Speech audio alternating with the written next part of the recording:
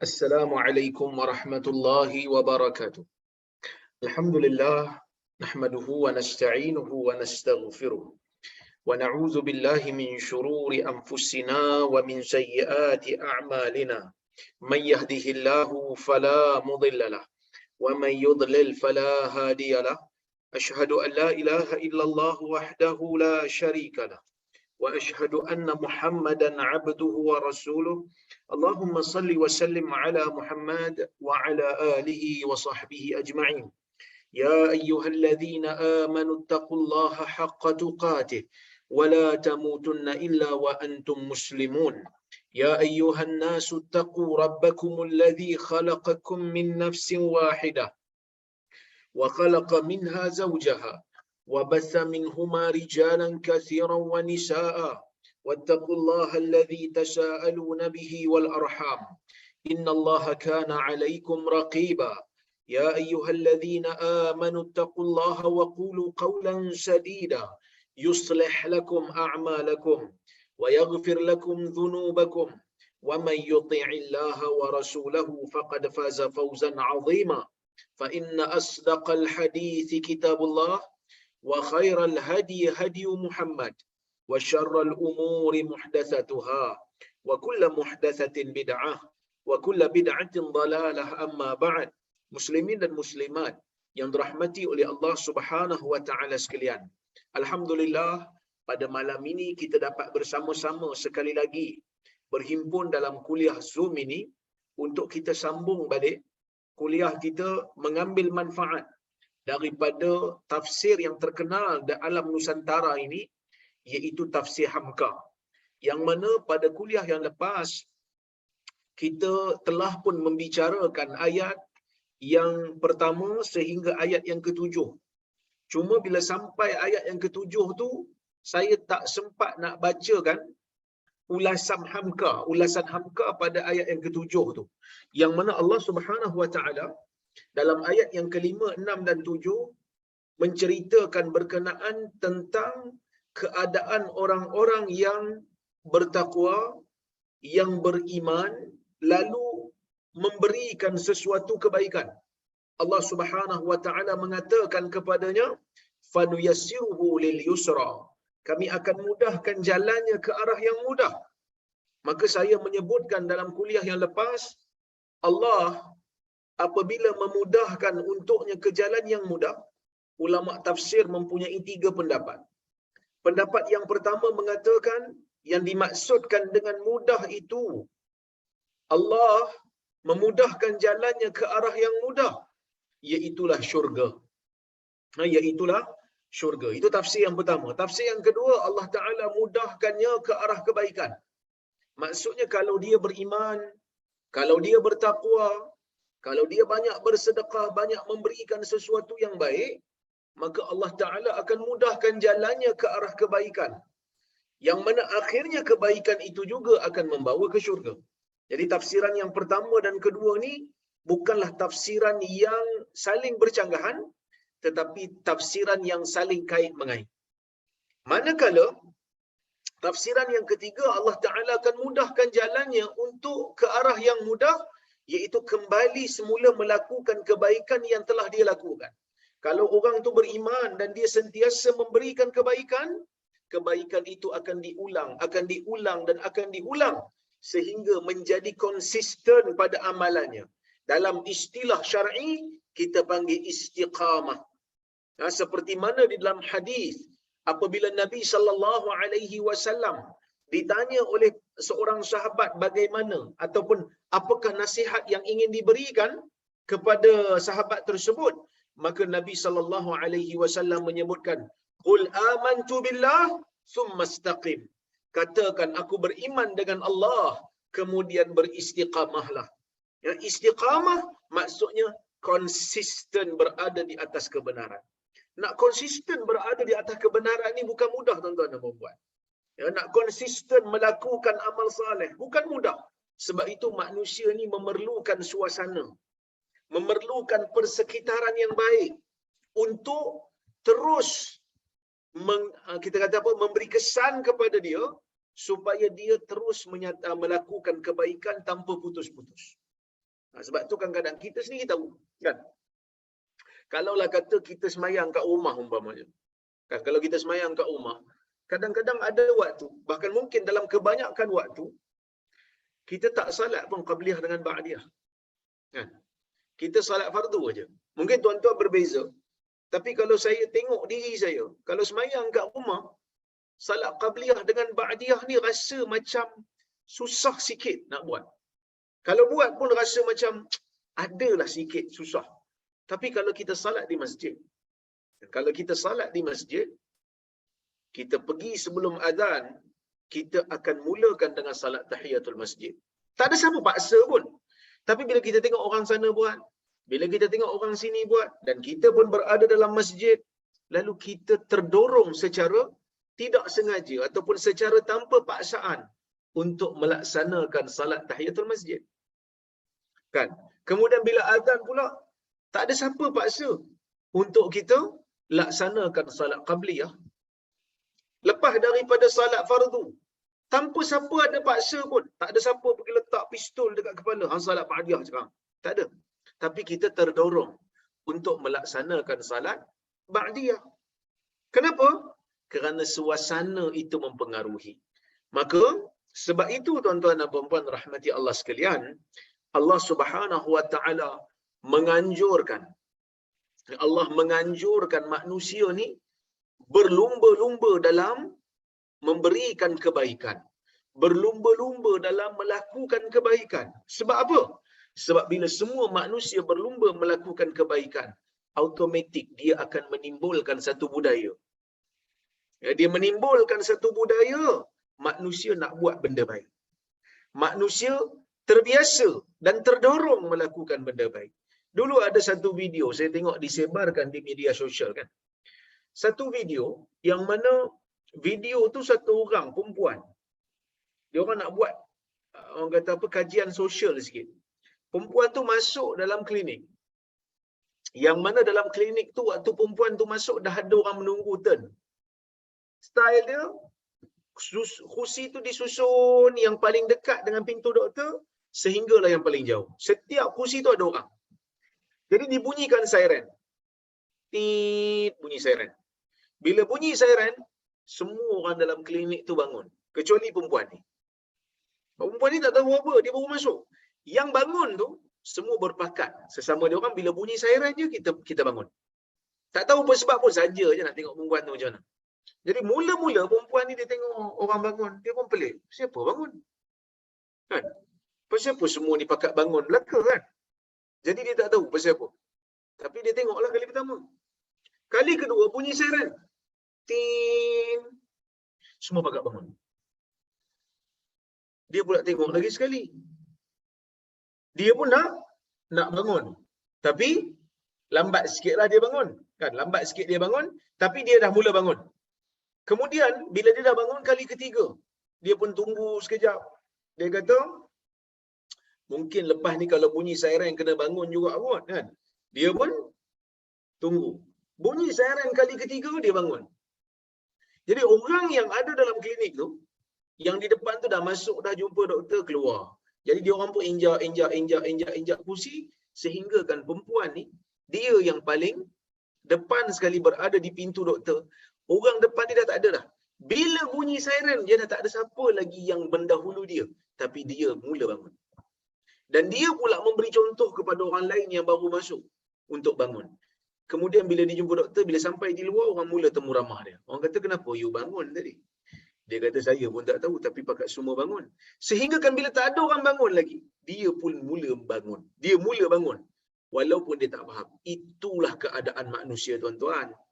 Yang manusia ni, kadang-kadang buat sesuatu hanya ikut-ikutan saja.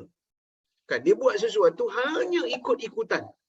Tanpa ada panduan yang jelas pun daripada orang yang dia ikut. Islam apabila dia turun, dia tahu benda ni. Lalu dia suruh manusia berfikir supaya dapat mengikut yang terbaik. Alladzina yastami'una al-qawl fayattabi'una ahsanah. Di antara sifat ulul albab, orang yang bijak, ialah orang yang mendengar kata-kata kemudian ikut yang terbaik. dan mewujudkan environment yang baik. Sebab tu Nabi SAW mengecam orang yang menzahirkan kemungkaran. Nabi marah kepada orang yang menzahirkan maksiat. Maksiat tu salah. Menzahirkan maksiat satu salah yang berbeza lagi. Maksudnya dua kali salah lah. Buat maksiat tu salah, dosa. Menzahirkan maksiat juga satu kesalahan. Yang mana Islam tak suka. Sebab dia akan jadi satu maksiat ni yang terbuka ni, dia akan jadi satu trend. Dia jadi trendsetter. Lama-lama orang duk follow. Jadi, ini tafsirannya. Hamka kata apa? Tengok Hamka kata. Apa saja mata usahamu, entah saudagar atau tukang rumput, jadi menteri atau jadi supir menteri, jadi nelayan, naik pecalang, naik sampan agaknya, mengharung lautan, atau jadi nakhoda kapal berlayar, menghadang gelombang di samudra luas, jadi petani atau jadi buruh, semuanya itu adalah lumrah. Kerana usaha memang bermacam-macam. Maka dalam usaha yang bermacam-macam itu, Tuhan Allah memberikan pedoman untuk keselamatan dirimu. Di dalam ketiga ayat ini bertemu tiga syarat yang harus kamu penuhi. Yang pertama, suka memberi sesama manusia. Suka berderma, menolong orang yang susah. Itu adalah alamat hati terbuka. Yang pertama, ayat pertama sebut nombor 5 tu dia kata, fa amma man a'ta wattaqa. Orang yang memberi dan dia bertakwa waktu dia memberi. Memberi sesuatu tanpa mengharapkan balasan balik. Itulah yang dimaksudkan oleh hadis, oleh Al-Quran ni. Memberi sesuatu tanpa mengharapkan balasan balik. Sebaliknya hanya mengharapkan balasan daripada Allah. Tapi kalau kita tengok dalam ayat ni tuan-tuan, dihilangkan objek. Verb dalam bahasa Arab ni, dia ada verb yang lazim, ada verb yang mutaaddi. Ni siapa yang belajar bahasa Arab dia tahulah. Verb ni ada dua jenis dalam bahasa Arab. Yang pertama, verb yang lazim. Verb yang lazim ialah verb yang tidak memerlukan kepada objek. Contohnya tidur, contohnya macam duduk, baring. Ini kata kerja yang lazim, tidak memerlukan kepada objek. Tapi ada kata kerja yang memerlukan kepada objek. Pukul. Orang katanya pukul apa? Pukul gendang. So gendang menjadi objek yang terkena perbuatan itu. Contohnya macam makan. Makan apa? Makan nasi. Maka nasi menjadi objek yang terkena perbuatan makan itu. Perkataan a'ta. Fa amma man a'ta. A'ta ni satu verb. Dia memberi. Sesiapa yang memberi. Orang katanya beri apa? Kerana pemberian ni macam-macam. Ada pemberian yang berbentuk harta. Ada pemberian yang berbentuk kata-kata. Ada pemberian yang berbentuk nasihat ataupun pemberian khidmat, bantu-membantu. Maka Allah Subhanahu wa taala memadamkan objek yang terkena perbuatan ini kerana nak memberikan satu isyarat umum. Apa saja yang orang mukmin beri, apa saja yang orang mukmin beri, dan dia beriman waktu dia melakukan perkara itu, dan dia bertakwa, sudah pastinya pemberian itu adalah pemberian yang didasari dengan iman dan takwa dan pemberian yang baik, maka Allah Subhanahu wa taala akan kira ia sebagai satu amal saleh. Tak semestinya beri harta. Beri harta termasuk, dan inilah makna yang Hamka sebut. Dia kata apa? Suka memberi kepada sesama manusia, suka berderma. Kerana bila sebut memberi sesuatu kepada manusia dalam keadaan beriman, otak kita akan set bagi derma, bagi sedekah. Itulah yang otak kita set. Tapi adakah itu saja? Tak. Nabi SAW meluaskan makna sedekah. Yang mana sedekah ini ada yang berbentuk harta, ada yang berbentuk kata-kata, ada yang berbentuk khidmat. Kan? Berbentuk kata-kata, apa dia? Nasihat. Sebab itu Nabi SAW memerintahkan orang yang apabila dia diminta untuk memberi nasihat, maka kita wajar memberikan nasihat. Jangan kedekut. Jangan kata, apa nak nasihat pada saya bukan layak. Memang tak ada orang yang akan rasa dia layak. untuk memberikan nasihat. Tapi dalam hadis menyebutkan izastan sahaka fansahlah. Apabila seseorang Muslim meminta kamu nasihat, maka berikan dia nasihat. Walaupun kadang-kadang kita rasa saya bukannya baik sangat ustaz. Takkan saya nak bagi nasihat kat dia? Tuan-tuan, kalau rasa segan sangat, orang minta kat kita nasihat, kita kata kat dia, ni nasihat ni untuk saya dulu ni. Lepas tu kalau awak rasa bermanfaat, awak ambil lah. Bagi nasihat. Baru ni, tuan-tuan, saya pergi ke Kelantan. Tu yang saya kuliah awal sikit habis tu. Sebab saya pergi Kelantan kerana ada urusan retreat, management retreat untuk staff-staff KUIPS. Ya? Yang mana kalau ikut retreat kami tu ada panel. Jadi panel ni salah seorangnya perempuan. Jadi dia bawa suami dia. Suami dia ni satu orang yang saya tak kenal sebenarnya, tapi dia ni golongan profesional lah, pegawai besar jugalah dekat satu universiti. Jadi bila nak balik tu, dah salam-salam nak balik, habis dah sesi di Kelantan tu, dia pun datang jumpa saya, dia kata, doktor, dia kata, saya ni nak balik dah ni. Terima kasih banyaklah kerana benarkan saya tinggal di sini. Saya kata bukan saya, ni semua penganjur lah. Kan seorang jutawan di Kelantan tu yang sponsor kami punya retreat. Jadi dia kata, doktor, saya nak minta doktor satu nasihat. Kalau boleh nasihat saya. Saya kata, saya nak nasihat apa? Saya nasihat diri saya dululah. Dan Haji kalau ada manfaat, Haji ambil lah nasihat saya. Dia kata apa? Dia kata, doktor, bagi saya satu nasihat, saya boleh pegang nasihat ni. Saya kata kat dia, beginilah Haji. Ya, pastikan Haji nak buat apa pun dalam dunia ni, saya pun sama, Haji pun sama. Kalau nak buat apa pun, fikirlah untuk memberi manfaat kepada umat. Fikir yang tu cukup je. Tuan-tuan, lepas daripada saya nasihat yang tu, kan lepas daripada sesi di Kelantan, saya terus pergi ke Kuala Lumpur.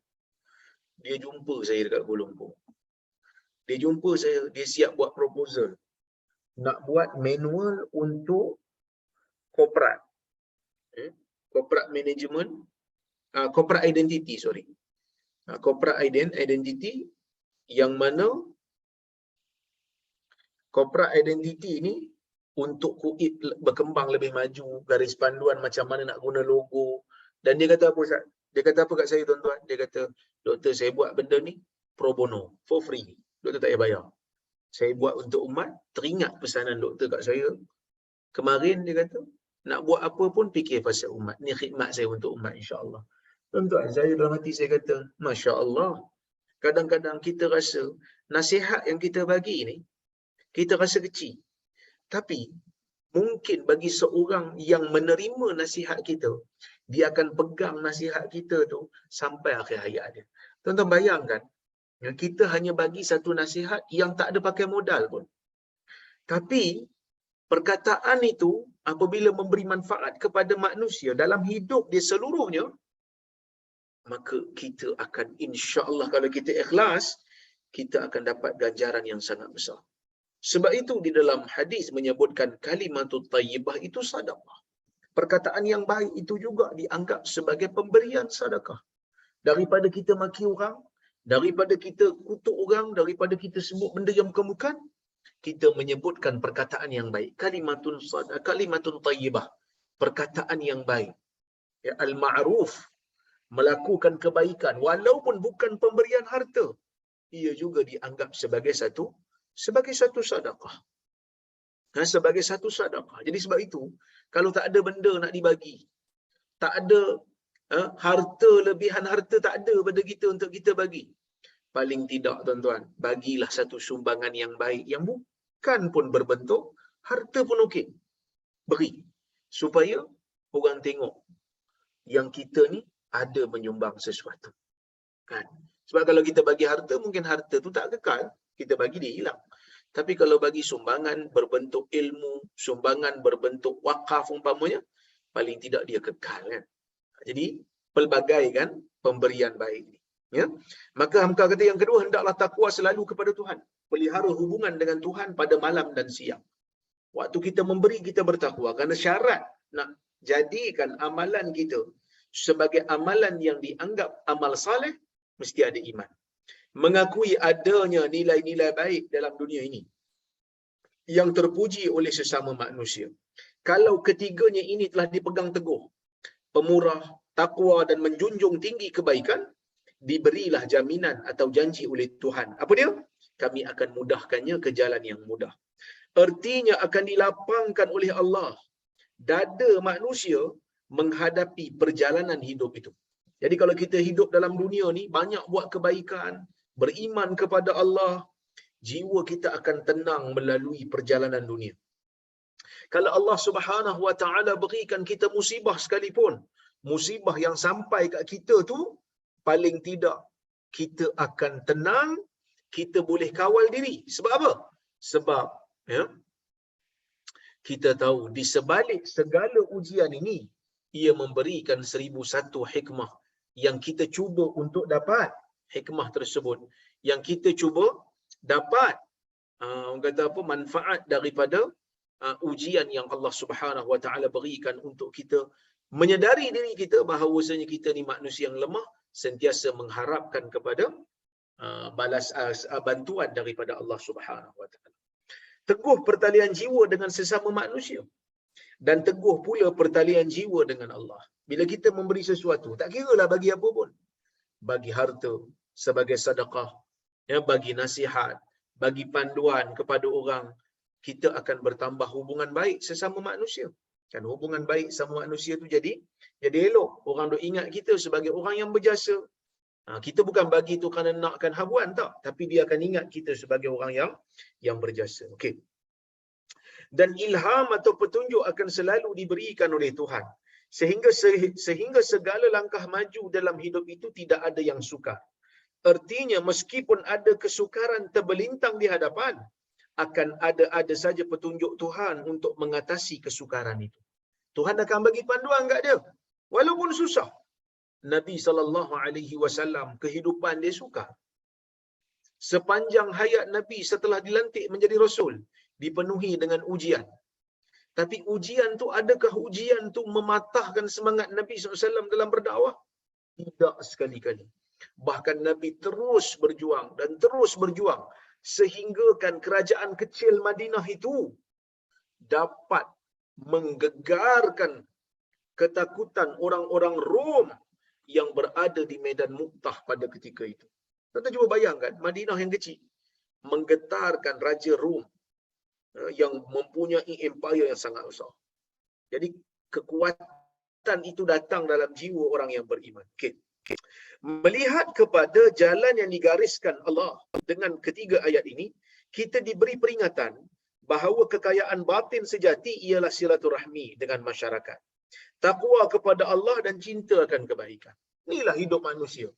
Hubungan dengan Allah jaga, hubungan dengan manusia jaga, dan masing-masing buat kebaikan. Dunia akan aman. Yang kita tengok hari ni yang bergaduh, orang ni tak puas hati dengan orang ni, orang tu tak puas hati dengan orang tu. Sebab apa? Sebab adanya dengki.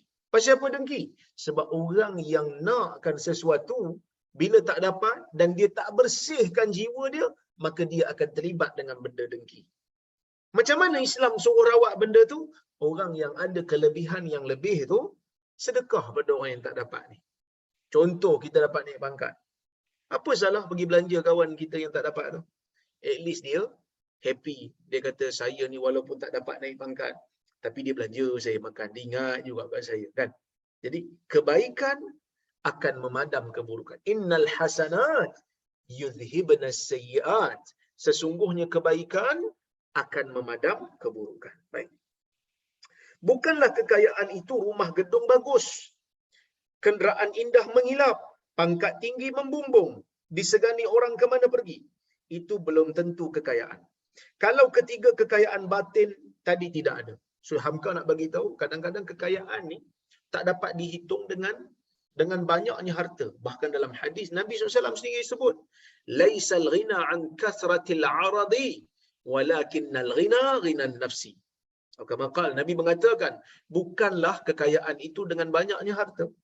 Kerana ada je orang kaya rasa tak cukup-cukup. Walakinnal ghina ghinan nafsi. Tetapi kekayaan yang sebenar ialah kekayaan apabila orang itu mendapat kekayaan jiwa. Rasa cukup dengan apa yang ada. Itu belum tentu kekayaan. Ya? kalau kekayaan batin tadi tidak ada. Dan ini dijelaskan pada ayat yang selanjutnya. Tengok apa ayat yang selanjutnya. Ayat yang ke-8. Wa amma man bakhila wastaghna wa kadzdzaba bil husna fasanuyassiruhu lil usra. Ini adalah ayat kontra kepada ayat ketiga ayat yang kita baca sebelum ini. Allah Subhanahu wa taala kata apa? Wa amma man bakhila wastaghna. Adapun barang siapa yang bakhil dan merasa cukup, wa kadzdzaba bil husna, dan dia mendustakan adanya kebaikan. Hamka kata, di sini terdapat pula 3 hal yang membawa kepada celaka. Maksudnya Quran ni dia bukan hanya sebut benda yang baik. Quran juga menjelaskan benda yang jahat supaya kita dapat meninggalkan kejahatan. Ya. Jadi kat sini dia kata apa? Di sini terdapat pula 3 hal yang membawa celaka. Apa dia? Yang pertama bakhil, iaitu tidak mahu mengeluarkan harta benda untuk menolong orang yang patut ditolong. Pertama bila sebut bakhil, bakhil dari sudut harta lah. Yang mana Nabi SAW menyebutkan orang bakhil ni ialah orang yang mementingkan dunia berbanding akhirat. Dalam hadis Nabi SAW menyebutkan, man kanatil akhiratu hammahu ja'alallahu ghinahu fi qalbi wa jama'a syamlah wa atathu dunya wa hiya raghimah. Nabi mengatakan sesiapa yang akhirat itu menjadi tumpuan utamanya, menjadi matlamatnya, maka dia ni Allah Ta'ala akan jadikan kekayaannya berada di dalam jiwa. Wa jama'a syamlah, Allah Ta'ala akan himpunkan keseluruhan urusannya. Urusan dia jadi elok. Kan? Wa atathu dunya wa hiya raghimah. Dan dunia datang kepada dia dalam keadaan dunia tu hina. Wa amma man kanatid dunya hammah. Adapun sesiapa yang dunia itu menjadi tumpuan utamanya, ja'alallahu faqrahu baina 'ainai. Allah Ta'ala akan jadikan kefakiran berada di antara celah biji matanya. Kadang-kadang mungkin dia kaya, tapi sebab ada bakhil dalam jiwa dia, duk teringat pasal dunia banyak, dia duk rasa macam yang tu kalau bagi aku rugi, yang ni kalau bagi aku rugi, sedangkan dia kaya. Kedekut, bakhil. Sebab apa? Duk kejar dunia. Tak cukup-cukup dengan dunia. Kefakiran Allah Ta'ala akan letak di antara dua matanya. Wa farraqa syamlah. Urusan hidupnya Allah Ta'ala serabutkan. Cerai-beraikan. Allah Ta'ala akan serabutkan urusan kehidupannya. Wa farraqa syamlah. Walam ya'tihi minad dunya illa ma quddiralah. Dan dunia tak datang pada dia, melainkan apa yang telah Allah Ta'ala tetapkan bagi dia. Taklah dia jadi kaya melampau. Taklah boleh dia dapat beli syurga. Nak kedekut sangat tu. Nak kejar sangat dunia tu. Jadi sebab itu kata, tidak mahu, Hamka kata, tidak mahu mempergunakan harta untuk berbuat amal jariah. Sebab hidupnya telah dipukau oleh harta itu sendiri. Orang mengumpul harta ialah untuk dikuasai. Dapat harta banyak, lepas tu belagak, sombong. Saya cari duit ni dengan titik peluh saya sendiri tahu. Tuan-tuan, betul ke semua harta yang kita dapat tu dengan hasil titik peluh kita? Kadang-kadang tak sempat keluar peluh pun harta datang. Allah Ta'ala bagi rezeki mungkin banyak dekat kita lebih pada orang lain. Orang lain banting tulang, tak dapat sebanyak kita. Kita kena tahu, kesemua yang Allah Ta'ala bagi kat kita tu adalah kurnia dia, yang bila-bila masa dia boleh tarik balik. Bila-bila masa Allah Ta'ala boleh ambil balik. Jadi sebab itu, kena ada satu perasaan perlu untuk memberi, perlu untuk berkebajikan pada orang lain. Kalau tak ada apa nak bagi Ustaz, bagilah kebaikan yang berbentuk khidmat. Dalam hadis sebut, tolong angkat barang pun dikira sedekah. Buang duri di jalan pun dikira sebahagian daripada iman. Begitulah holistiknya, luasnya kebaikan di dalam Islam ni, merangkumi pemberian manfaat berbentuk harta, ataupun kata-kata, ataupun khidmat tenaga. Luah Islam ni, suruh buat kebaikan pada orang. Ya? Tetapi si bakhil mengumpulkan harta untuk dikuasai oleh harta itu sendiri. Sehingga hatinya jadi tertutup. Tidak mengenal kasih sayang, tidak mengenal silaturahmi. Maksudnya, harta ni kata Hamka, boleh menjadikan manusia ini bakhil satu, kemudian sombong pun satu. Sebab tu dia kata, wa amma man bakhila wastaghna. Ayat ni sebut apa? Dia bakhil, lalu dia rasa cukup dengan apa yang dia ada. Bila rasa cukup, sampai kepada satu tahap, kadang-kadang dia rasa agama pun dia tak perlu. Kalau kita tengok dalam sejarah manusia, tuan-tuan, manusia yang lawan Nabi ni, kebanyakannya kaya dan berkuasa. Sebab itu kalau tuan-tuan tengok dalam hadis Bukhari, ketika mana Abu Sufyan dalam keadaan kafir pada ketika itu, Abu Sufyan ni akhirnya masuk Islam. Bila Abu Sufyan ni pergi ke Syam, di antara soalan yang ditanya oleh Maharaja Rom kepada Abu Sufyan, Maharaja Rom ni dia dapat surat daripada Nabi SAW. Nabi masa tu dekat Madinah, so dia hantar surat berdakwah kepada Maharaja Rom. Nabi hantar surat berdakwah kepada Maharaja Rom, ajak Maharaja Rom untuk masuk Islam. So Nabi pun tulis surat. Maharaja Rom ni bila dapat surat daripada Nabi, dia siasat dululah siapa yang tulis. Jadi bila nak siasat, Nabi daripada mana? Nabi ni asal daripada Mekah, pindah ke Madinah. So ada tak orang-orang Arab yang datang daripada semenanjung Arab dalam negeri kita ni, iaitu dekat kawasan Baitul Maqdis pada ketika itu. Sebab Baitul Maqdis pada ketika itu dikuasai oleh Rom. Jadi mereka nampak ada Abu Sufyan dan rombongan orang Quraisy yang datang daripada Mekah. Abu Sufyan belum Islam lagi pada waktu. Maka dia orang pun panggil menghadap. Antara soalan yang Heraklius, ada orang panggil Hercules, bukan, Heraklius, Maharaja Rom yang menguasai Byzantine pada waktu tu. Byzantine orang panggil kan. Yang mana pada waktu tu dia nak tahu, ya, dia nak tahu siapa Nabi, siapa Muhammad. Dia panggil Abu Sufyan. Antara soalan ditanya apa dia? Pengikut Nabi SAW ni orang kaya ke orang miskin? Orang kaya ke bangsawan? Apa kata Abu Sufyan? Bal du'afa'uhum. Yang menjadi pengikut Nabi ni orang yang lemah. Yang jadi pengikut Nabi ni orang yang miskin. Sebab apa orang miskin, orang lemah ikut Nabi? Kerana orang miskin dan orang lemah ni dia tak ada kepentingan satu.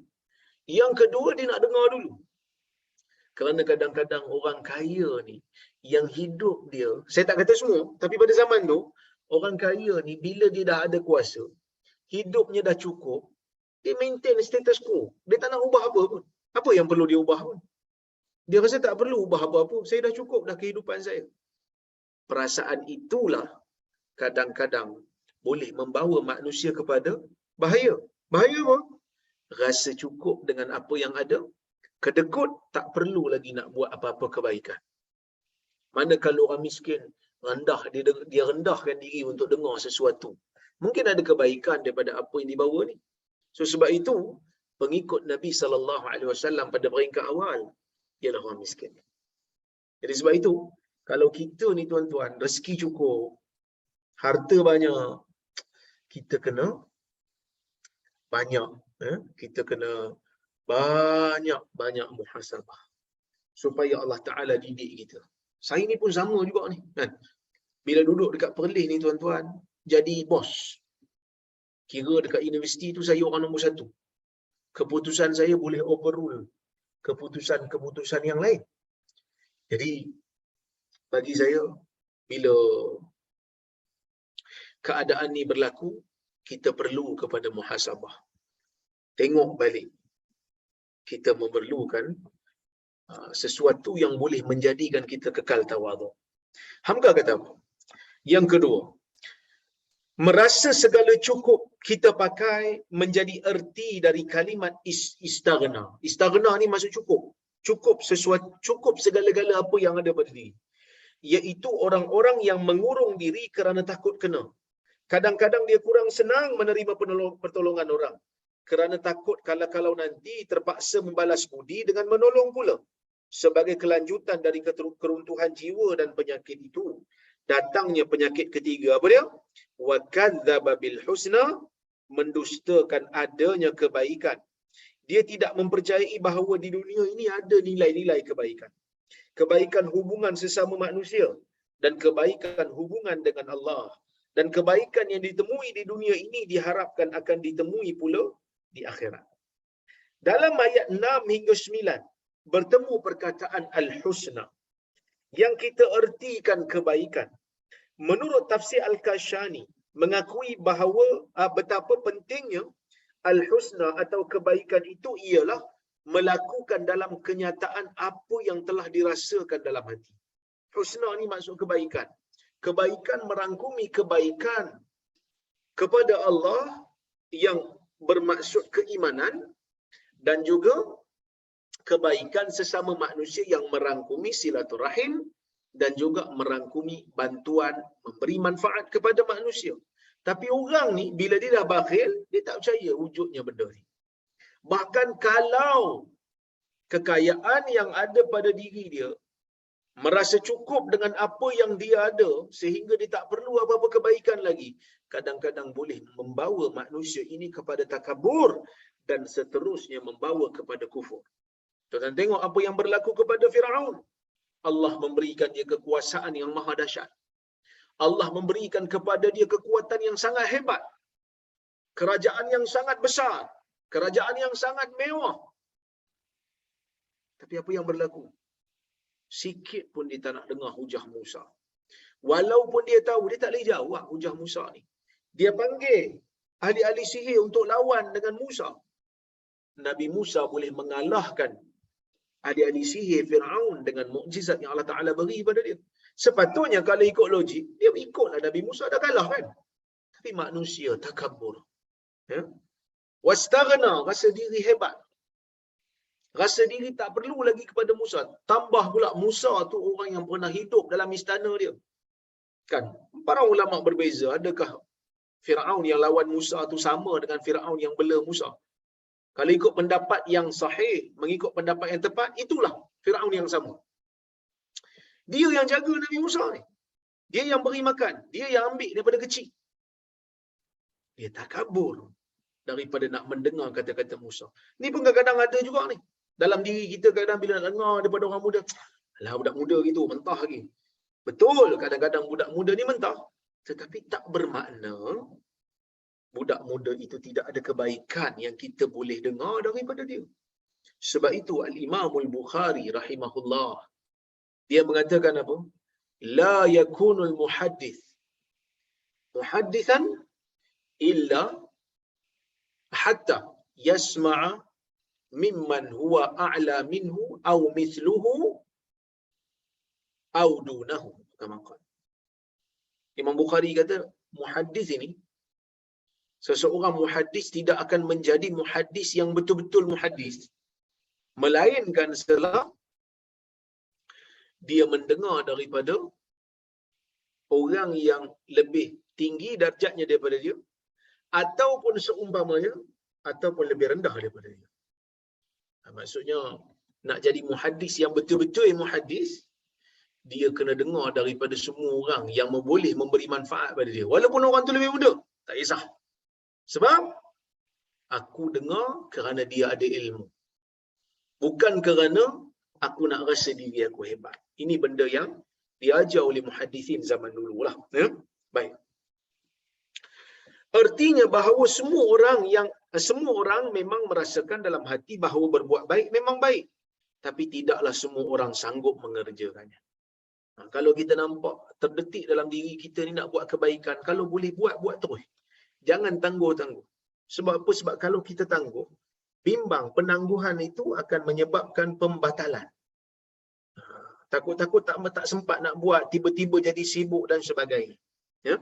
Walaupun orang yang bakhil itu sendiri mengakui dalam hatinya bahawa berbuat baik adalah satu budi yang luhur, namun dia tidak mahu membuatnya dalam kenyataan kerana sudah jadi penyakit dalam jiwa. Sebab itu maka perbuatannya ialah mendustakan. Fanuyassiruhu lil usra, Tuhan kata, kami akan mudahkan jalan yang sukar untuk dia. Artinya, setiap dicuba melangkah, hanyalah kesukaran jua yang bertemu, iaitu kesukaran kenaikan jiwa. Kan?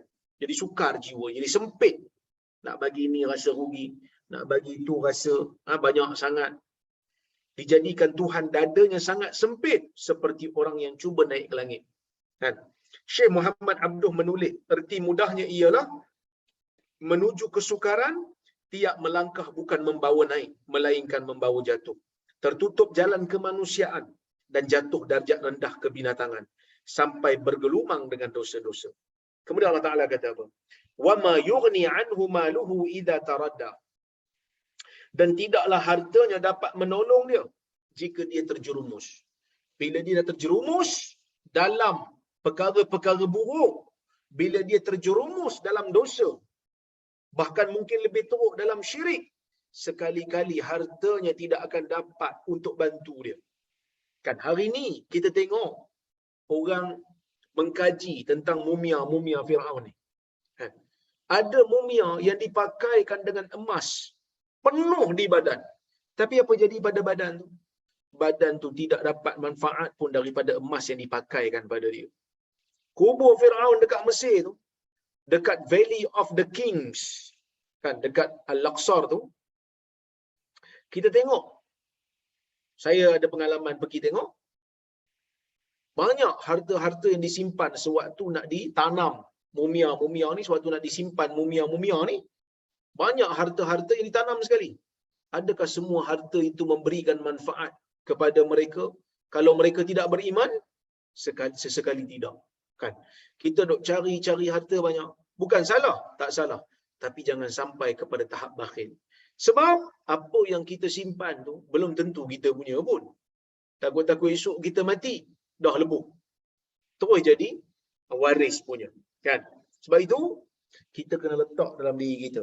Yang kita bagi tu, insya-Allah kalau ikhlas, dia akan duduk dalam timbangan baik kita. Tapi yang kita belum bagi tu, kan, yang kita belum bagi tu, belum tentu kita punya. Takut-takut jadi waris punya. Hendak bangkit kembali dari dalam gelumangan dosa atau kejahatan maruah kerana bakhil itu, tidaklah dapat ditebus dengan harta yang selama ini disimpan itu. Kerana sudah terlambat. Fikir dahulu pendapatan, sesal kemudian tidak ada lagi gunanya. So Hamka kata, kena lawanlah sifat bakhil ni. Kadang-kadang bakhil ada. Lawan. Dengan kita banyak memberi. Dengan kita banyak bersedekah. Kemudian Allah Subhanahu wa taala sambung lagi. Inna alaina lal huda wa inna lana lal akhirata wal ula fa anzartukum naran taladha la yaslaha illa al ashqa alladhi kazzaba wa tawalla. Allah Taala sebutkan inna alaina lal huda, sesungguhnya ke atas tanggungan kamilah yang menunjukkan jalan. Hidayah Allah yang berkuasa. Allah yang menunjukkan. Tak ada siapa yang boleh bagi tahu tentang hidayah kalau Allah Taala tak bagi tahu. Kalau Allah Taala tak bagi kita wahyu, tak sampaikan kepada Nabi Muhammad sallallahu alaihi wasallam tentang wahyu, kita pun tak tahu panduan agama. Jadi Allah yang memberikan hidayah. Jadi nak cari hidayah, jangan cari pada perkara-perkara yang tidak kembali kepada rujukan wahyu. Habis itu Ustaz, kita tak pakailah ulama. Siapa kata? Dah Ustaz kata kena kembali pada wahyu. Dah ulama tu kalau dia tak kembali pada wahyu, dia pun bukan ulama lah. Kau nak kira ilmuwan yang orang anggap ilmuwan ni, padri pun orang anggap ilmuwan. Pendeta Yahudi pun orang anggap dia ilmuwan. Tapi boleh pengikut dia lah. Adakah kita kena ikut? Tak. Yang kita nak ikut ni, orang yang kembali kepada wahyu. Kerana agama kita bersumberkan wahyu. Sebab tu agama kita dipanggil samawi. Dia turun daripada langit. Allah Azza wa Jalla menurunkan Jibril untuk sampaikan wahyu kepada Nabi Muhammad sallallahu alaihi wasallam. Sesiapa yang ingin selamat perlu mencari hidayah daripada Allah. Di mana Allah Taala letak hidayah? Dalam wahyu. Cari dalam wahyu. Inna alaina lal huda. Kami yang menunjukkan jalan. Sesungguhnya kamilah yang memberikan hidayah kepada manusia, iaitu di dalam wahyu. Kalau kamu nak cari hidayah, pergi cari wahyu. Pergi kaji Quran. Pergi baca sunnah. Itu Ustaz, ulama tak pakai. Selagi mana para ulama itu kembali kepada Quran dan sunnah, kita ikut dia.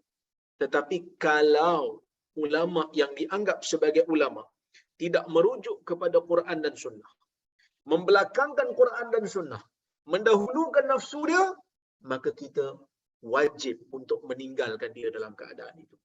Kerana tidak ada kebaikan pada dia. Dia menjadi mulia apabila dia membawa wahyu. Sebab itu Nabi SAW mengatakan, Innal ulama warasatul anbiya. Sesungguhnya para ulama itu ialah pewaris Nabi. Apa itu pewaris? Bila kita kata dia ni waris saya. Inilah waris saya ni. Bila orang mati je orang katanya, mana warisnya? Biasa waris ni orang yang dapat harta setelah si mati meninggal dunia. Dan si mati meninggalkan harta. So bila dia dapat, maka dia dipanggil sebagai waris.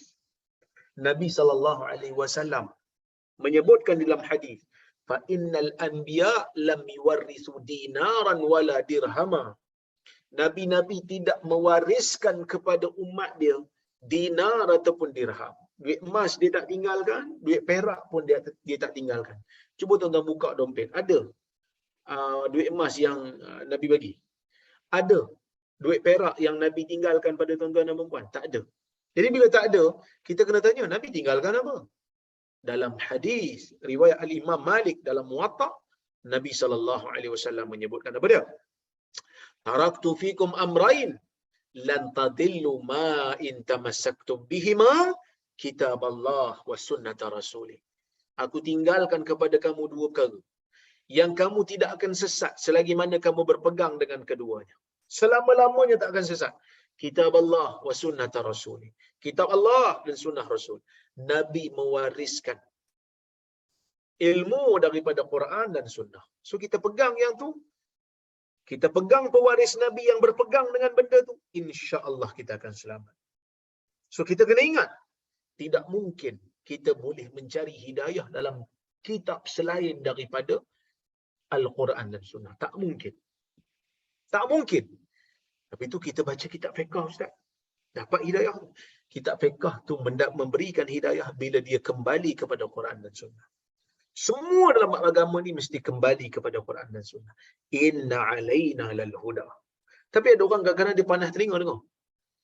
Sikit-sikit nak balik pada Quran dan Sunnah. Sikit-sikit nak balik pada Quran dan Sunnah. Apa kau hebat sangat? Bukan kita hebat. Sebab itu yang disebut oleh Allah Subhanahu Wa Taala dalam Quran. Itu yang disebutkan oleh Nabi SAW dalam hadis. Kan? Bukan kita nak beristihad sendiri. Kita tak mampu. Kita ikut ulama. Kenapa kita ikut ulama tu? Kerana dia berpegang pada Quran dan Sunnah. Kenapa orang ikut 4 mazhab tu? Kerana 4 mazhab tu, usul mazhab dia kembali kepada Quran dan Sunnah. Clear. Tapi malangnya, ada orang yang dianggap sebagai tok guru dalam negara ni. Dibenarkan berucap, dibenarkan berkuliah secara bebas. Walaupun dia dah sebut benda yang merepek. Apa dia? Dia kata kalau Nabi pergi ke kanan, tok guru hamba pergi ke kiri, hamba ikut ke kiri. La haula wala quwata illa billah. Nabi ke kanan, tok guru dia pergi kiri, dia pergi ikut tok guru dia. Tuan-tuan, dah kalau tok guru belah kiri, Nabi belah kanan, takkan kita nak lebihkan tok guru banding Nabi. Tapi ada orang yang bela juga perkataan ni. Oh, dia kata mungkin tok guru tu tahu ada hadis lain. Dah kalau ada hadis lain, Nabi tunjuk ke kiri juga. Sebab tu dia ke kiri. Ada juga hadis tu. Maksudnya dia ke kiri tu dia bukan pasal diri dia, pasal nak ikut Nabi. Maka kita kena hati-hati di akhir zaman ni. Sebab itu Nabi SAW berpesan kepada Hudzaifah. Apa yang Nabi pesan? Nabi kata apa? Fa innahu man ya'ish minkum fasayara ikhtilafan katsira. Fa 'alaikum bi sunnati wa sunnatil khulafa'ir rasyidin al-mahdiyyin min ba'di. Sesungguhnya sesiapa yang hidup lama selepas ketiadaanku, dia akan melihat perselisihan yang banyak. Fa 'alaikum bi sunnati. Kamu kena pegang dengan sunnah aku. Wa sunnatil khulafa'ir rasyidin al-mahdiyyin min ba'di. Dan pegang pada sunnah khulafa' rasyidin selepas daripada aku yang diberikan hidayah. 'addu 'alaiha bin nawajid. Gigit dia dengan geraham. Ya, gigit dia dengan geraham. Gigit betul-betul dengan geraham. Jadi nak bagi tahu apa? Bila Nabi dah wafat nanti ni, akan ada perselisihan yang banyak. Ustaz tu cakap macam ni, ustaz ni cakap macam tu. Orang awam jadi pening. Bila orang awam jadi pening, Nabi bagi satu solution. Apa dia? Fa'alaikum bisunnati. Kamu kena pegang dengan sunnah aku. Di mana saja kamu berada, bila orang dah mula berselisih pandangan, pegang dengan Quran dan sunnah. Ayat ini adalah penguat dari yang telah diterangkan sebelumnya. Artinya tiadalah patut manusia itu berjalan menuju kesukaran, bakhil dan merasa cukup sendiri lalu mengurung diri, dan tiap datang seruan kebaikan dia dustakan. Sebab Tuhan telah memberikan tuntutannya. Tuhan telah mengutuskan Rasulnya dan menurunkan kitab-kitabnya. Tiada kurangnya lagi, dan di dalam diri sendiri sudah disediakan Allah alat penimbang, iaitu akal. Allah bagi akal kat kita, Allah bagi jiwa kat kita untuk berfikir, Allah Ta'ala bagi wahyu sebagai panduan. Kita gunakan akal, gunakan jiwa, baca wahyu, tengok huraian ulama, dan kita follow. Kita akan selamat insya-Allah. Wa inna lana lal akhirata wal ula. Dan sesungguhnya kepunyaan kamilah akhirat dan dunia. Yang kamu rasa kamu nak kejar sangat dunia ni sampai seolah-olah kamu tak keluar daripada dunia ni, pahal. Dunia ni tetap kami punya, kata Allah. Kan kadang-kadang manusia ni dia punya kejar dunia ni, kita pun heran. Dia punya kejar dunia ni sampaikan duit bilion dicuri. Saya pun heran, dia ni sebenarnya nak hidup lama mana sangat? Kalau tengok umur tak adalah muda pun. Kan? Kalau tengok badan tak adalah macam sihat sangat pun. Tapi mencuri dana awam, mencuri harta rakyat sehingga berbilion-bilion, rasuah sehingga ratus-ratus juta, seleweng duit awam, seolah-olah dia ingat dunia ni dia punya, sedangkan dunia ini milik Allah Azza wa Jal. Jadi sebab itu tuan-tuan dan puan-puan rahmati oleh Allah Subhanahu wa taala sekalian, benda ni kita kena hati-hati. Kena ingat, kita hidup dalam dunia betul. Kita tak ingat alam yang kita pernah hidup sebelum ni. Kita pernah hidup di alam rahim. Kita tak ingat. Yang kita ingat dunia. Seolah-olah kita rasa dunia ni kita punya. Tapi sebenarnya dunia ini kekal milik Allah. Kita akan mati sampai masa. Sampai masa kita akan mati. Dan kita akan meninggalkan segala apa yang kita ada. Dan kita akan pergi ke alam barzah. Alam barzah juga milik Tuhan. Sampai ketika kita akan dibangkitkan semula pergi ke alam akhirat. Yang mana alam akhirat juga milik Allah. Kita hanyalah manusia yang tidak ada kuasa, diperjalankan oleh Allah kehidupan kita ni. Hidup kita kerana Allah kurniakan kehidupan. Bila sampai masa Tuhan kata matilah kamu, maka matilah kita. Kita tak ada kata kejap-kejap saya nak meeting dulu. No. La yastakhiruna sa'atan wa la yastaqdimun. Bila datang je kematian, orang tak boleh minta untuk lambatkan, tak boleh minta untuk dahulukan, untuk cepatkan, tak boleh. Kerana dunia Allah punya, akhirat Allah punya. Tuhan menjelaskan hal ini supaya manusia jangan lupa bahawa manusia tidaklah mempunyai kekuasaan berbuat sesuka hati dalam dunia fana ini. Manusia mesti patuh kerana akhirat dan dunia itu Allah yang maha menguasai. Lebih baiklah tunduk daripada berkeras kepala. Kan kadang-kadang bila dia rasa dia besar dalam dunia ni, jawatan besar, kuasa besar, dia boleh buat apa saja. Dah, kena taat pada Tuhan. Kena tunduk pada arahan Allah. Sebab dunia ni Allah punya.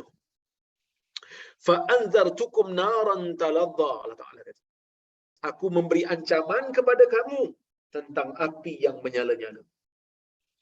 Kenapa Allah Taala bagi ancaman? Kerana ada orang yang bakhil, ada orang yang mendustakan kebaikan, ada orang yang rasa cukup dengan apa yang ada. Ya, jadi Allah Taala ingatkan, kamu jangan hidup dalam dunia ni menongkat, ya, menongkat langit. Sebab langit ni mungkin akan kekal walaupun kamu dah mati, tapi satu masa langit ni pun akan binasa, hancur. Makhluk ni akan hancur. Kamu sendiri akan mati. Kamu kalau tak bersedia, akan ada neraka yang menunggu, yang mana apinya bernyala-nyala. La yaslaha illa al-ashqa, yang tidak ada yang akan masuk terpanggang padanya kecuali orang yang paling celaka. Ya, lalu dijelaskan ayat berikutnya, siapa yang paling celaka? Alladzi kadzdzaba wa tawalla, iaitu orang yang mendustakan dan orang yang berpaling, membelakang. Ya, jadi siapa yang akan masuk ke dalam neraka ni? Di antaranya ialah dua lah. Inilah paling celaka sekali. Mendustakan dan berpaling. Berapa ramai dalam sejarah manusia ni yang bila dipanggil ke arah kebenaran, dia sedar benda tu benar. Dia sedar benda tu betul, tapi dia tak nak pergi. Dia tak nak terima. Ada manusia, Heraklius umpama, dia tahu benda yang diajak oleh Nabi sallallahu alaihi wasallam. Dia tahu bila Nabi menyeru dia ke arah kebenaran, dia tahu benda tu betul. Heraklius ni. Bahkan dia sebut kepada Abu Sufyan yang kalau dia duduk sebelah Nabi SAW, dia akan basuh kaki Nabi. Lau kuntu indahu la ghasaltu an qadamai. Kalau aku duduk di sebelah dia, aku akan basuh kaki dia. Tapi dia tak ikut Nabi SAW. Sebab apa? Sebab dia ada kepentingan dan dia berpaling. Dia berpaling daripada Nabi SAW walaupun jauh di sudut hati dia tahu apa yang Nabi bawa itu betul. Erti mendustakan ialah dia tak mahu terima ajakan kebenaran tu. Walaupun jauh di sudut hati dia kata dia Nabi ni betul. Abu Jahal pun tahu Nabi ni mana pernah menipu. Abu Jahal tahu Nabi Muhammad SAW tak menipu. Tapi siapa dia tak mahu ikut? Kadzdzaba wa tawalla. Dia tak mahu terima benda. Dia tak boleh, dia ego. Lalu dia berpaling. Ya. Dipandangnya semua omong kosong belaka. Kemudian itu dia membelakang. Dia membelakang punggungnya yang diberikannya. Dia membelakang punggungnya yang diberikannya kerana sombong. Dia paling. Dia tak mau terima. Lagi dahsyat daripada tu, dia kempen pula orang lain supaya jangan ikut. Lagi dahsyat daripada tu, dia tuduh pula pembawa kebenaran sebagai pembohong. Sedangkan dia itu sendiri sedang berbohong. Membohongi diri dia, membohongi orang ramai dengan tuduhan-tuduhan yang jahat yang diberikan kepada orang yang membawa kebenaran. Hanya dipandangnya hina sahaja.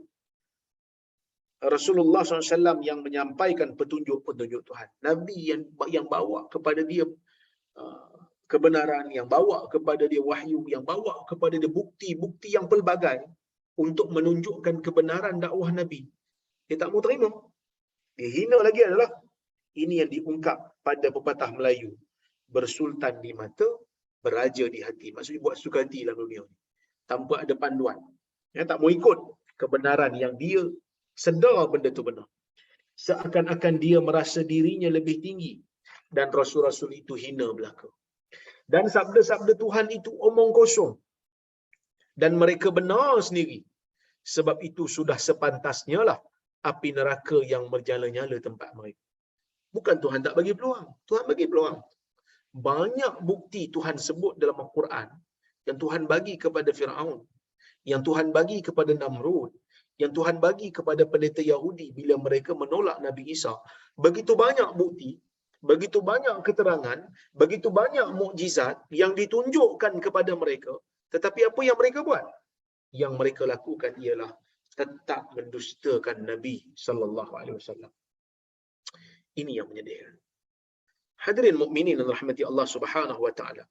Ayat-ayat seperti ini kita patut jadikan sebagai panduan. Letak dalam jiwa kita, saya tak boleh sombong. Saya tak boleh takabur. Kebenaran itu bila datang kena terima walaupun daripada mana dia datang. Walaupun nasihat itu mungkin diberikan oleh orang yang darjatnya lebih rendah daripada kita. Tapi kalau itu kebenaran, tak ada ruang untuk kita tolak, maka kita kena terima. Kerana itu kebenaran yang datang walaupun daripada lidah orang yang kita tak suka. Walaupun datang daripada lidah orang yang kita benci. Tapi sebab dia kebenaran, kita kena terima. Tundukkan hati untuk terima. Jangan besar diri.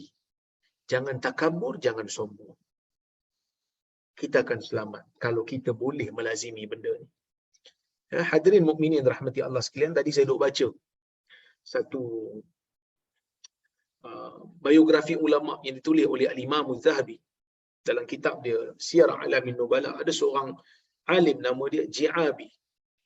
Ji'abi ni Imam Az-Zahabi puji dia. Dia kata dia ni pakar dalam ilal. Tapi di hujung tu Imam Zahabi kata apa? Imam Zahabi kata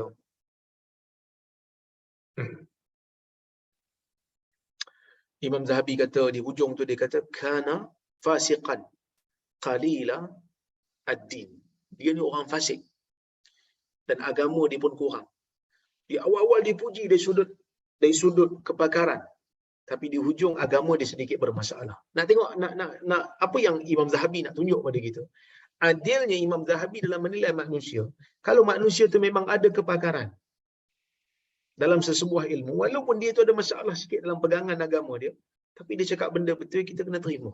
Sebab kadang-kadang nasihat ni datang daripada orang yang berada di bawah kita pun dari sudut darjah. Mungkin solat dia tak banyak solat kita. Kita mungkin rasa macam tu lah, saya pergi masjid selalu. Tiba-tiba dia nak nasihat saya pula. Tapi kalau nasihat yang dia bagi tu betul, tak ada masalah untuk kita terima. Kerana kita manusia. Kan? Ini benda yang diajar oleh ulama-ulama ahli sunnah ni. Jadi benda ni kena pegang. Kemudian Allah Ta'ala kata apa? وَسَيُجَنَّبُهَا الْأَتْقَى الَّذِي يُؤْتِي مَالَهُ يَتَزَكَّى وَمَا لِأَحَدٍ عِنْدَهُ مِنْ نِعْمَةٍ تُجْزَى إِلَّا ابْتِغَاءَ وَجْهِ رَبِّهِ الْأَعْلَى وَلَسَوْفَ يَرْضَى وَسَيُجَنَّبُهَا الْأَتْقَى. Api neraka ni akan diletak jauh daripada orang yang paling bertakwa. Wa sayujannabuhal atqa allazi yu'ti malahu yatazakka. Orang yang paling bertakwa ni di antara tanda-tanda dia, orang yang memberikan harta dia dalam keadaan dia nak bersihkan diri dia daripada kekotoran dosa. Yang mana sedekah amal saleh ini selain memberikan pahala kepada pelakunya, ia juga memberikan pembersihan dosa. Buang sifat bakhil dalam diri. Buang dosa-dosa kecil dengan melakukan amal-amal saleh. Sebab itu, Hamka kata, api itu tidak didekatkan, melainkan akan dijauhkan dari orang-orang yang bertakwa, iaitu yang selalu berbakti kepada Allah, iaitu tidak putus hubungannya dengan Tuhan dan terpelihara, kerana hidupnya telah disediakannya menempuh jalan yang benar. Alladhi yu'ti malahu yatazakka. Sifat orang yang bertakwa ini ialah memberikan hartanya dalam keadaan dia menyucikan dirinya. Bukti yang utama dari bakti ialah suka memberikan harta, suka mengeluarkannya. Jangan bakhil, jangan kedekut dan kikir. Diri sendiri dibersihkan daripada penyakit kotor pada jiwa, iaitu penyakit bakhil. Maksudnya dibuang penyakit bakhil yang ada dalam diri dia, penyakit kedekut yang ada dalam diri dia, dibuang. Buang tu untuk apa? Supaya dia boleh mendapat pahala yang banyak daripada pemberian dia. Dia buang sifat bakhil, dia berikan sedekah, dia dapat pahala, dia cuci dosa kecil dia dengan amal saleh yang dia buat. Itulah kelebihannya. Dan harta itu sendiri pun dibersihkan dengan jalan mengeluarkan bahagian yang tidak patut diterima oleh fakir dan miskin. Bahagian yang patut diterima oleh fakir dan miskin. Maksud kalau mungkin ada syubhat dalam harta dia, dia keluarkan harta dia dengan sedekah. Kan kadang-kadang kita ni pun kena banyak agak sedekah. Sebab apa? Sebab ada juga kadang-kadang dalam harta kita ni yang tak berapa nak bersih. Kan yang tak berapa nak bersih, dengan kata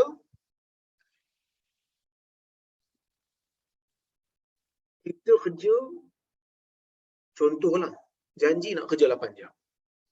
Tapi ada waktu yang kita janji nak kerja 8 jam tu mungkin kita baca akhbar, mungkin tengok Facebook, mungkin bersembang. Jadi ada bahagian daripada harta kita ni yang kadang-kadang syubhat. Jadi macam mana cara nak bersihkan? Bersihkan dengan sedekah. Kita sedekah dengan niat nak membersihkan harta. Meskipun di Mekah belum turun peraturan beberapa zakat mesti dibayar, beberapa yang satu nisab dalam edaran 1 tahun iaitu haul. Namun sejak dari masa Mekah itu pendidikan jiwa kepada menderma telah dilatih. Waktu ni belum turun lagi syariat zakat. Tapi Allah Ta'ala dah suruh banyakkan bersedekah. Wa ma li ahadin 'indahu min ni'matin tujza. Padahal waktu dia beri itu tak ada siapa pun yang mempunyai budi untuk dia balas. Maksudnya Nabi suruh balas budi. Yang ni bukan balas budi ni bukan dilarang. Saya kena buat disclaimer awal-awal lah. Takut-takut nanti orang salah faham. Membalas budi Nabi suruh. Fakafihu, Nabi kata. Siapa yang buat baik kepada kamu, hendaklah kamu balas kebaikan tersebut. Balas. Kan? Jadi, bila kita balas kebaikan itu sunnah. Tapi nak lebih baik daripada tu, orang yang tak ada budi dengan kita pun, kita bagi. Ini petanda. Wa ma li ahadin 'indahu min ni'matin tujza. Dia bagi tu bukan dalam keadaan membalas jasa saya. Maksud kalau tak ada jasa pun dia boleh beri. Kalau orang berjasa dengan dia, lagilah dia boleh beri. Kan? Okey. Artinya seketika dia mengeluarkan sebahagian dari harta bendanya untuk membantu orang lain, benar-benar timbul dari hati yang suci. Bukan dia mahu mengeluarkan harta kerana dulu orang yang sekarang diberinya itu pernah berjasa pada dia. Bukan dia beri itu kerana nakkan sesuatu daripada orang tu. Tak. Dia beri itu memang kerana ikhlas daripada hati dia. Ya? Dan kalau tidak kerana membalas jasa, tidaklah hartanya akan dikeluarkannya. Dan jangan pula memberi kerana mengharap lain hari orang itu akan membalas jasa pula. Jangan harapkan balasan. Ya? Hendaklah kerana Allah semata-mata. Inilah orang yang dikatakan paling bertakwa. Illa batigha'a wajhi rabbihil a'la. Kecuali dia beri itu tak ada mengharapkan apa-apa, melainkan mengharap wajah Tuhan yang maha tinggi, iaitu mengharapkan keredaan Allah Subhanahu wa taala. Maka kata, orang yang mengeluarkan harta benda untuk mensucikan batin, tidak mengharap balasan manusia, hanya mengharapkan redha Allah, itulah orang yang akan dijauhkan daripada api neraka yang bernyala-nyala itu. Kemudian Allah Ta'ala tutup ayat ni. Wala sawfa yarda. Allah akan redha dengan dia. Dan dengan ayat penutup ini, Tuhan telah menegaskan bahawa amal orang itu diterima Tuhan, Tuhan redha. Tuhan redha dengan dia. Sebagaimana telah kita ketahui dalam beberapa ayat dalam Al-Quran, redha Tuhan adalah puncak nikmat yang akan dicapai oleh hamba Allah dalam syurga kelak. Ada benda dalam dunia ni Allah Ta'ala izin berlaku, tapi Allah Ta'ala tak redha. Maksiat berlaku dengan izin Allah. Tidak ada yang akan berlaku dalam dunia ni melainkan dengan izin Allah semata-mata. Tapi itu maksiat, Ustaz. Maksiat pun Allah izin. Tapi Allah Ta'ala tak redha. Kerana Allah memberikan kita pilihan. Ada orang dia pilih nak buat maksiat. Kalau Tuhan tak izin, kan dia tak boleh buat. Tapi Tuhan izinkan, ya Tuhan izin. Tapi Tuhan redha tak? Tuhan tak redha. Tuhan akan beri balasan kepada dia bila sampai satu masa nanti. Bahkan tidaklah ada ertinya syurga itu kalau tidak disertai dengan redha Tuhan. Tapi kalau Tuhan izinkan sesuatu berlaku dan orang itu melakukan kebaikan dan Tuhan izin, kebaikan itu Tuhan izin dan Tuhan redha. Dan Tuhan akan balas dengan syurga. Dan redha Tuhan itu adalah balasan yang sudah sepantasnya bagi seorang hamba Allah. Ya. Yang telah menyediakan dirinya menyambut dan mengerjakan perintah Tuhan yang telah dipimpinkan oleh Rasul-Rasul. Ya. Ibn Jarir menafsirkan ayat dan akan redalah dia. Artinya Allah akan reda kepada orang yang telah memberikan hartanya ini untuk menunaikan hak Allah. Sebab dia telah menzakatkan, telah membersihkan harta dan hatinya. Bila kita bagi sesuatu, kita bersihkan harta satu hal, bersihkan diri satu hal. Dan bersihkan dosa kita satu hal. Bersihkan diri daripada sifat bakhil, bersihkan harta daripada perkara yang haram, dan bersihkan dosa-dosa kecil kita. Supaya hilang daripada catatan amal kita. Ya? Maka dia akan menerima ganjarannya di akhirat kelak. Sebagai ganti barang yang dikeluarkannya di dunia itu setelah dia bertemu dengan Tuhan kelak. Maka dalam ayat ini tersimpanlah sebuah janji yang mulia bahawa si hamba itu akan mendapat sekalian yang diinginkannya dengan sempurna dan indahnya. Menurut Ibn Katsir dalam tafsirnya, bukan seorang dua ahli tafsir mengatakan bahawa ayat yang jadi pimpinan umum bagi seluruh orang yang beriman ini telah bertemu pada diri sahabat Rasulullah SAW yang amat mulia iaitu Abu Bakar Siddiq. Bahkan ada juga orang yang mengatakan bahawa ayat ni diturunkan menuju Abu Bakar adalah pendapat seluruh ahli tafsir. Dia membenarkan dan menerima seruan Rasul dengan jujur, dengan tidak ada sisa keraguan barang sedikit pun sejak mula dia memeluk Islam. Abu Bakar ni pertama dia beriman dengan apa yang Nabi bawa seluruhnya. Dia seorang yang takwa kepada Allah dan seorang yang sangat pemurah. Beriman dengan Nabi, bertakwa dan pemurah. Abu Bakar membeli Bilal kemudian membebaskannya. Harta bendanya dikeluarkannya untuk menyatakan taat kepada Allah dan untuk membela junjungannya Nabi Muhammad sallallahu alaihi wasallam. Tidak diperhitungkannya berapa dinarnya habis, berapa dirhamnya keluar untuk mengharapkan wajah Allah. Dan perbuatannya itu sekali-kali bukan kerana membalas jasa orang kepadanya, melainkan dialah berjasa kepada orang. Seluruh ketua-ketua kabilah merasakan bekas baik budinya. Ni Abu Bakar. Sehingga Urwah bin Mas'ud, ketua kabilah Thaqif dalam perdamaian Hudaibiyah, mengakui terus terang bahawa hatinya sudi memeluk Islam, tetapi jangan hendaknya kerana segan kepada Abu Bakar, kerana dia merasa berhutang budi kepada Abu Bakar. Dan dialah yang membeli Bilal. Nampak? Bilal kena seksa dengan orang waktu dia hamba. Abu Bakar beli. Bilal masuk Islam dipaksa oleh penghulunya, iaitu tuan dia Umayyah bin Khalaf. Jemur Bilal, letak batu atas badan dia, paksa dia berkufur. Abu Bakar beli. Abu Bakar beli dan bebaskan Bilal.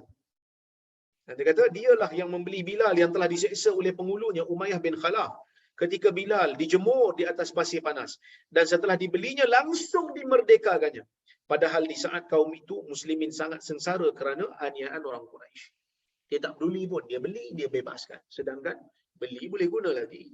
Hamba mahal zaman tu. Dalam mahal boleh kerja lah tu, boleh buat untung pada diri sendiri. Abu Bakar tak fikir tu. Dia beli, dia bebaskan. Dia yang menemani Nabi SAW seketika hijrah ke Madinah. Dan sebelum itu, dia pula yang terlebih dahulu menyatakan saya percaya, seketika mengatakan bahawa tadi malam baginda Isra' dan Mi'raj, sehingga Nabi SAW pernah mengatakan, sesungguhnya manusia yang paling menyenangkan kepadaku kerana bersahabat dengan dia beserta hartanya ialah Abu Bakar. Kalau ada dalam kalangan umatku orang yang kujadikan khalil, itu teman sangat karib, Abu Bakar orang ni. Tapi Nabi tak boleh lah, sebab Allah telah menjadikan Nabi itu, sebab Allah Ta'ala telah menjadikan Nabi itu sebagai Al-Khalil. Baik. Sungguh pun ahli-ahli tafsir telah menyatakan bahawa ayat ini telah menyatakan kepribadian Abu Bakar, namun dia bukanlah bererti tertutup untuk orang lain. Orang lain pun boleh dapat sifat-sifat dermawan, sifat takwa, sifat membenarkan Nabi ni orang lain boleh dapat. Tapi Abu Bakar itu sebagai contoh manusia selain Nabi yang pernah ada dalam sejarah, yang telah berjaya membuktikan diri dia sebagai orang kata apa, contoh bagi orang lain. Wallahu a'lam bissawab. Mudah-mudahan ada manfaat untuk kuliah kita pada malam ini. Saya tengok kalau ada soalan ataupun komentar, saya luahkan sekejap. Salam doktor. Waalaikumsalam. Kalau kita bagi sedikit sedekah duit tapi kerap, adakah lagi baik dari bagi banyak tapi sekali? Contohnya kalau seseorang ada bajet untuk memberi sedekah dari gaji dia sebanyak 100 sebulan, adakah lagi bagus dia bagi 25 setiap Jumaat di masjid atau sekaligus 100 sekali jazakumullah khair? Sebenarnya sedekah yang paling baik ialah sedekah yang pertama yang dilakukan ketika kita ikhlas dan yang paling bermanfaat. Jadi kita nilailah, kalau kata kita bagi RM25, adakah ia bermanfaat pada orang ataupun tidak? Itu kita pulang pada kita. Kan ada orang mungkin dia rasa nak bagi RM25 pada orang ni sudah kata dia bagi 4 orang, cukup untuk semua. Okey, Allah Ta'ala akan hitung pahala. Yang penting kadar keikhlasan. Itu yang paling penting. Sebab itu sahabat kalau bagi satu tadahan tangan ataupun separuh, yang mereka bagi untuk agama lebih baik daripada kita bagi emas sebesar Bukit Uhud. Kerana kadar pengorbanan mereka. Jadi, fikir yang mana yang paling bermanfaat untuk kita dan yang paling ikhlas, insya-Allah. Assalamualaikum. Waalaikumsalam. Adakah dalam Islam selawat agar jasad tak hancur? Saya jumpa dalam YouTube, katanya baca 11 kali selepas subuh. Selawatnya Allahumma sallallahu ala sayyidina Sayyidina Muhammad, ya Ahmad, ya Muhammad, salim Nabi ahsanikal al-qadim. Ini bukan selawat yang diajar oleh Nabi SAW. Saya pun tak tahu mana dia tahu selawat ni menyebabkan jasad tak hancur. Yang mana jasad tak hancur ni jasad anbiya dan jasad syuhada dan orang-orang saleh yang Allah Ta'ala pilih. Tapi kalau jasad kita hancur, bukanlah bermakna kita ni tak layak mendapatkan ampunan Allah. Kita doa. Yang penting, jangan buat benda-benda yang pelik. Apa yang Nabi ajar kita buat. Elakkan diri kita daripada sibuk dengan benda-benda yang tidak pasti dalam agama ni. Wallahu a'lam. Jadi mudah-mudahan kuliah kita pada malam ini memberikan manfaat untuk kita semua. Saya ucapkan terima kasih banyak pada tuan-tuan dan puan-puan yang hadir pada malam ini. Walaupun hari ini tak ramai, saya faham. Sebab hari ini orang balik kampung, cuti panjang kan.